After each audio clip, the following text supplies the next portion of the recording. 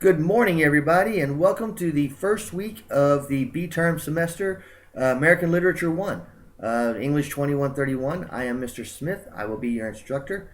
And before we get started, go ahead and pause this video and look around the page a little bit. And while you're in there, go into the syllabus and schedule page and print up the syllabus. Or if you don't have a printer, you can just go ahead and open the syllabus and then minimize it in a window for the time being.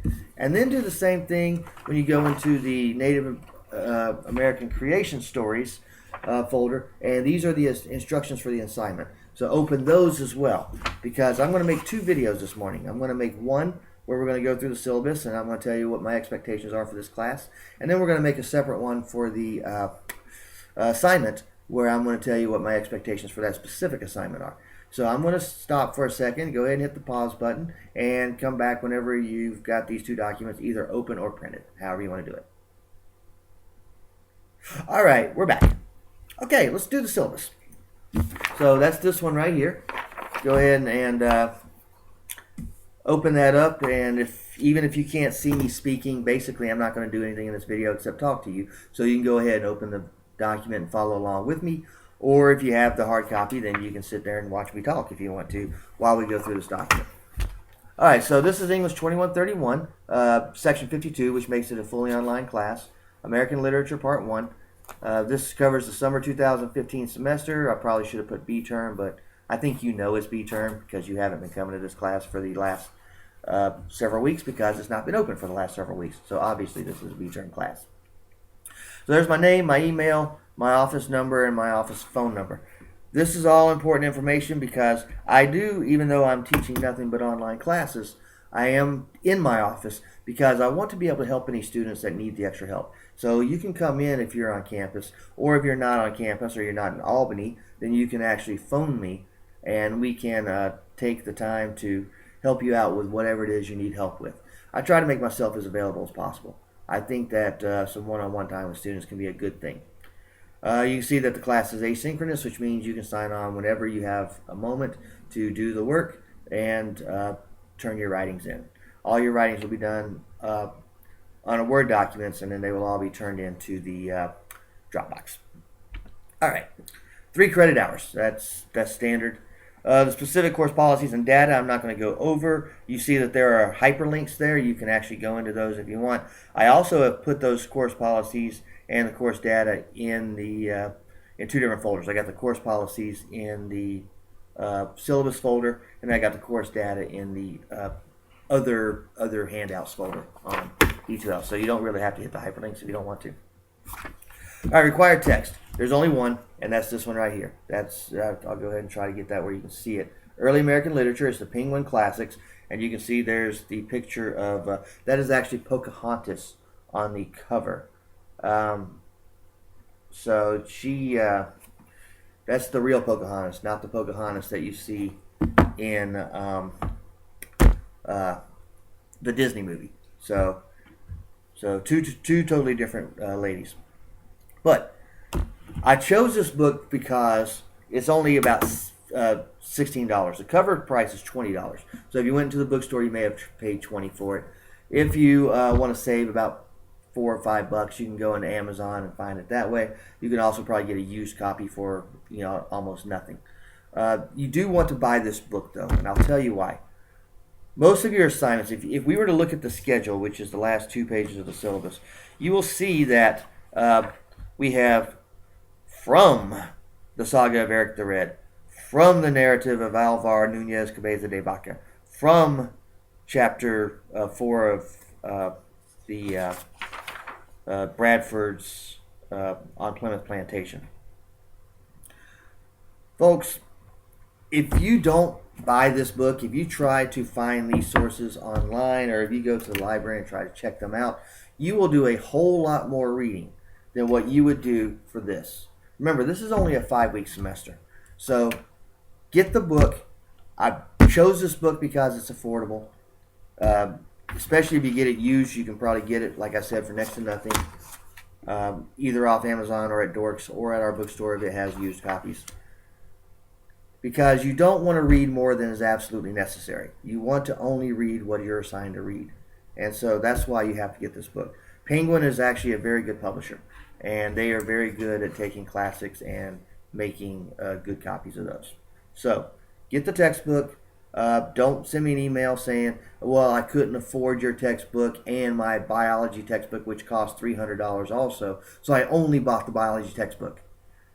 My response to that will be something that I can't say on the video, because if you're telling me that your biology class is more important than this class, then your attitude's already pretty poor. So you want to make sure that you get this book and that you take this class seriously. All right, and then a good college level dictionary. I say that because you can use dictionary.com if you want to. You're going to probably run into some words in here that you don't know the definitions of, so you'll need a good dictionary to understand this, because you want to understand exactly what the author is saying when you're writing about what that author is saying. So a good dictionary can be very useful. You can get one of those in print form for less than $10 in our bookstore as well, or a good one even at a retailer like I don't want to encourage you to go to Walmart, but you can go to Walmart or Target or Books A Million and get them for very cheap as well. So or just use dictionary.com. So don't look at a word and say I don't know the definition of it and gloss over it. Look that definition up, because it could be important. So those are the only two books that are required. It's just this one and a dictionary. And the dictionary you can get online if you have to. All right. Attendance. You must sign in at least twice a week if you expect to pass this class. Always sign in on Monday mornings. Usually by 9 a.m. I'll have this video posted for that upcoming week. Most of these videos will be a lot shorter than this one, because we won't be going through the syllabus every week. Most of them will be just little reminders. This is due this week. Make sure that you, as you're reading these assignments, you look for this or that. And I'll talk more about this week's readings in the other video that I want to make. So you don't sign in, you're not going to pass. It's as simple as that. Withdrawals, we don't encourage students to withdraw unless you really feel the need to. Sometimes that can affect financial aid. No-show period. If you're watching this video, you're not going to be reported as a no-show, so you don't have to worry about this. What a no-show period is that it says that if you're not coming to class, we withdraw you so that you don't fail the class. If you're watching this video, you're not going to be no-showed. Makeup work. Determined on a case-by-case basis. We only have 5 weeks in this class, and the first week and the 5th week are both short. This week is short because we started class on Tuesday, and then we got the 4th of July weekend coming up. That's why you don't have very many pages to read this week, because I want you to try to get this done before you go off to the lake, or before you go to your barbecue, or before you do fun stuff. You need to enjoy the 4th of July weekend. And so that's why I have very small readings for you this week. But they're fun readings. They're creation stories, and we'll talk about that in the other video. If you fall behind in this class, you may find that those 5 weeks are gone like that, and you don't have a chance to get caught up, and you will fail. Being an online student requires discipline. That goes back to the attendance as well. Being an online student requires a discipline that being a student that comes to class every day probably doesn't require. So you want to make sure that you stay on top of it. I've not given you a lot of readings. You're going to average about 20 to 25 pages a week in this book is all you're going to average. And the final week, you're not even going to use this book. I'm going to post an 11-page Word document of Washington Irving's Rip Van Winkle. So don't fall behind, because if you fall behind, it's almost impossible to get caught up. I will also penalize late work for this reason, and I'll do it on a case-by-case basis as well. If you think you're going to turn 5 pages into me on July the 30th, and I'm going to read all 5 of those papers, you're sadly mistaken. I will probably just go ahead and stick F's on the first 3 and then read the last 2. So do not fall behind, because I will penalize late work, because I don't want to get buried under a mountain of essays at the end of the semester when I'm also grading papers in 3 other classes. And they will all be research papers. By the way, you won't be doing any research in this class, but we'll talk about that in a minute. All right. There is some acceptable documentation that if you scan into a computer and send to me, I'll accept. Grades are standard evaluations. You will be evaluated on by this method. There will be 5 weeks of readings and 5 little papers. The other video will explain what I expect in these papers.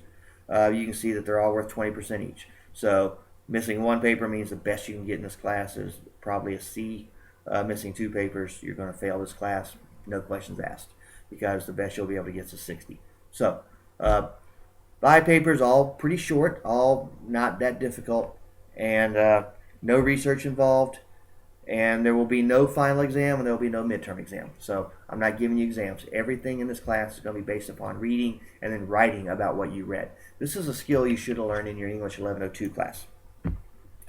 Disruptive student policy probably does not matter on an online class, but I put that in there anyway in case a student finds a way to be disruptive on an online class. I don't know how that would be possible, but if you are disruptive, I reserve the right to, ask you to withdraw from the class or something like that. Academic respect. This also goes to personal respect. You respect me, I respect you. And I really don't care what color your skin is. I really don't care what gender you are. I don't care who you date, whether that person is of your gender or the opposite gender. I don't care if you're sitting in a wheelchair. I don't care about anything except what I'm going to find on those 5 papers that you write. That is what you're going to be graded on. So academic respect also goes to plagiarism, which is the next thing on the list, number 9. My plagiarism policy is simply this. Plagiarize once, I give you an F on that assignment and tell you, sorry, you cannot make it up. If I've caught you plagiarizing once and you try it again, and you may laugh, but I've had students do that.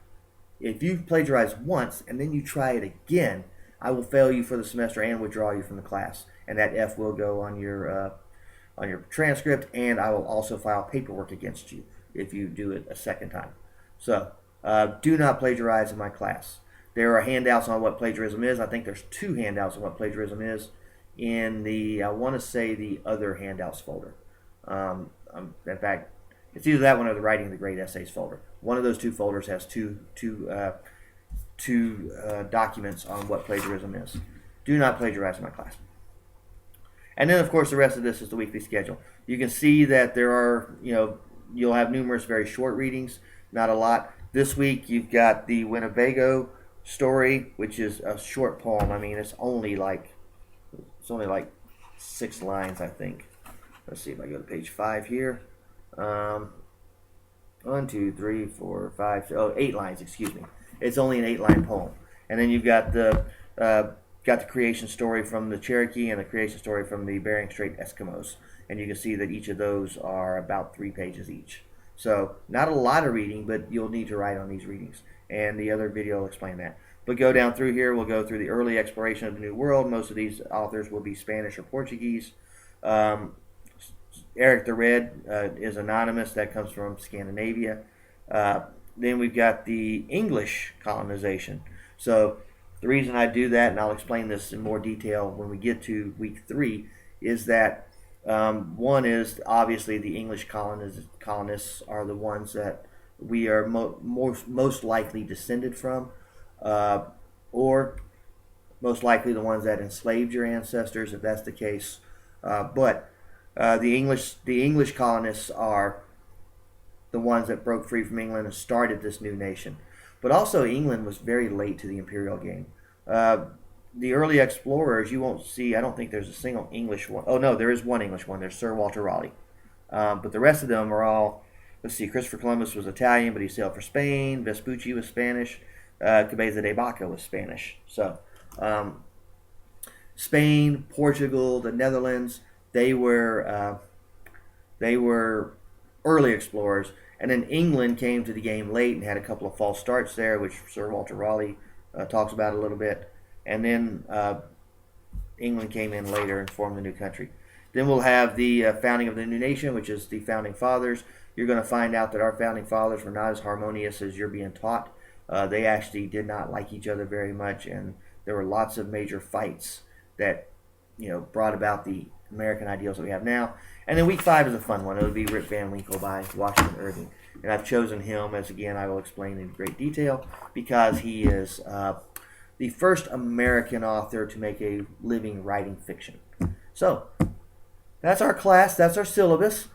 Take some time to go through our website and explore everything. I've got lots of resources in there. I got one folder talking about how to write great papers. Well, The title says it all. This is going to be what I expect from you when you write these papers. Go in there and look at that.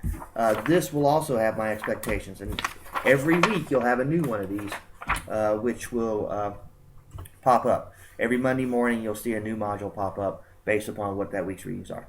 So that's it. I look forward to a good semester. I hope that you learn a lot in this class. I'm going to challenge your way of thinking. I'm going to challenge some things that you've always been taught. And I hope that you don't get offended by that. I hope you will accept that and be graceful about it in your studies. And on that note, I bid you adieu.